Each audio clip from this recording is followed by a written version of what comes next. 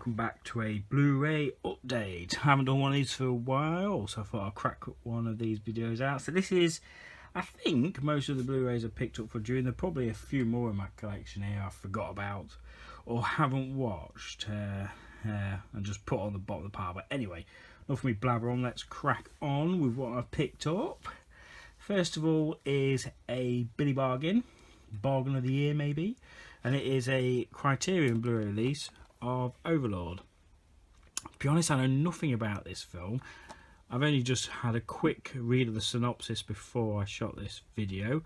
The only reason I picked it up is 1, it was a Criterion, and 2, it was under £5 brand new. I think they're still on eBay for that price. Yeah, so off eBay, brand new, £4.98 I think it was. So as usual, Criterion, great releases. You get a good booklet in there telling you all about this film. It looks like it's archived war footage with a fictional narrative. I am literally just quoting the back what I've read. So yeah, interesting to see what it is. But anytime I see a UK Criterion for under £5, you can bet I will pick it up.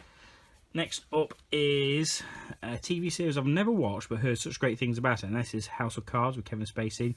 So this is season 1, and again this was brand new on eBay for £3 delivered.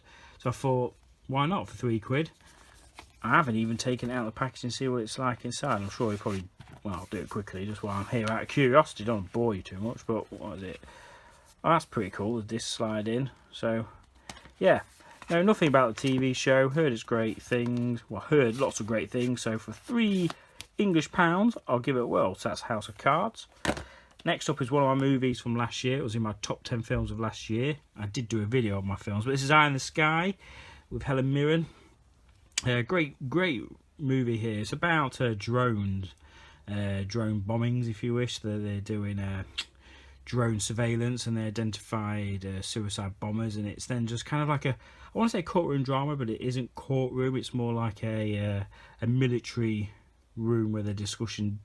There's like high level discussions. Do they or do they not bomb this hideout where there are known suicide bombers because of the collateral damage? So it's really good, and it's got the late great Alan Rickman in it, and he plays a great part in it. It does have the Aaron Paul guy from Breaking Bad. He's not the great actor, but he does a good job in this. He also got this guy from Captain Phillips, I can't pronounce his name, but he was really good too. So yeah, Eye in the Sky, definitely recommend. Next up is a film I haven't watched but wanted to pick up for a while, purely for the Tom Savini special effects, and it's The Prowler. It's always in people's lists of like top 80 slashers, and I absolutely adore slasher movies from that era.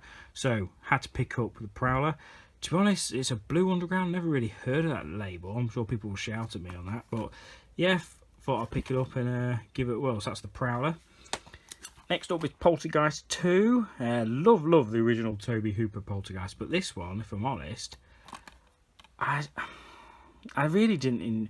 I'm going to be honest here. I didn't really enjoy it. I found it quite boring, quite slow, and I suppose I was expecting quite high things from the first one, which I adore so much. But for this one, I just felt it was a bit flat for me, and I just felt a bit wanting. I mean, there's got some performance in there, some good scenes in it, but it pretty much was just standout moments rather than a good solid movie. So yeah, Poltergeist 2. Next up is another DC Universe, one of the DC animated movies, and that's Justice League Dark. I've been waiting for a while for this to drop down in price. I really do enjoy the animated movies, but this one I particularly enjoy, especially for the Constantine character.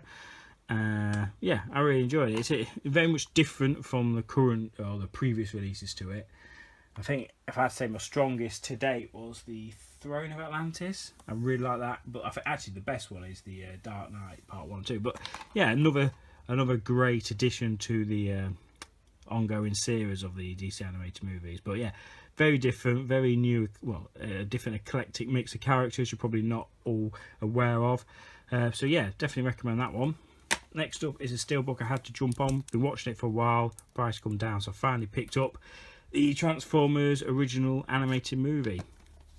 Really looking forward to watching this again. I do have it on DVD, but wanted to upgrade because it came down at such a good bargain price. I think it was like, I want to say £8 on Amazon.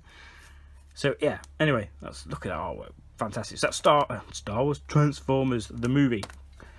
Next up is a sequel to one of my favourite comedies of all time, and that's Dumb and Dumber 2, bringing back Jim Carrey and Jeff Daniels 20 years later from the original.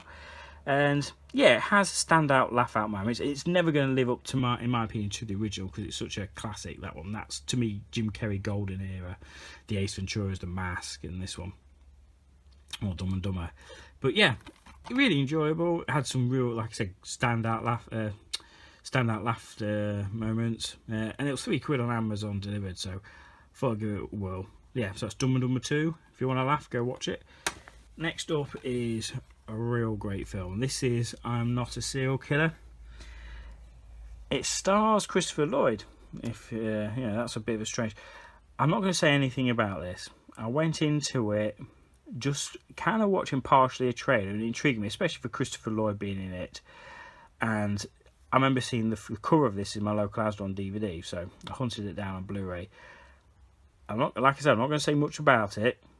The only thing is, I will say, it's about a kid who's obsessed with serial killers, and killings start occurring in his small town, and he kind of gets obsessed with it, and he takes it upon himself to try and understand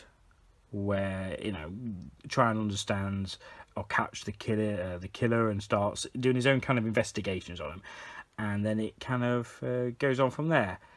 But great, absolutely great movie, and I really not shockingly, but it really surprised the hell out of me, and I can't recommend this enough. And Christopher Lloyd does a great, totally different to what you normally see him in. He's always Back to Future fame and all that other stuff, but it's a completely different character. And yeah, if there's any films I recommend the most out of this pickups, it's this. I'm Not a Serial Killer. Go check it out. Next up is Curse of Chucky. I do own this. I think I own it. I might not on DVD, but I remember enjoying this one in the series. I really like Bride of Chucky and the original Child's Play, and I saw it for a couple of quid in CX. I thought I'd pick it up. Now I've picked it up, I have seen that they're doing a UK release of all the Chucky movies, so I might get rid of it. But anyway, Curse of Chucky, they are what they are, aren't they? The Chucky Child's Play movies. To me, I do like my horror franchises, and this is one of the originals with the Child's Play Chucky doll. But from what I remember on this one, I really enjoyed it. It was kind of like, I've never seen Seed of Chucky, but I heard that was total shite. But this one apparently was a lot better. And I remember it being enjoyable, so I'm looking forward to revisiting. Alright, next up is Ghostbusters. I've been putting off watching this. And I decided, you know what, I'm going to give it a go. And I actually quite enjoyed it. I really did quite enjoy this one. And I know it's not a patch on the original too, and I understand it, and I agree with you. So if you can park that and just watch it for a movie, a family fun movie, there is some enjoyment to be had. And I've got to say, there are a lot of films with her, I forget her name now, Christ, I can't remember.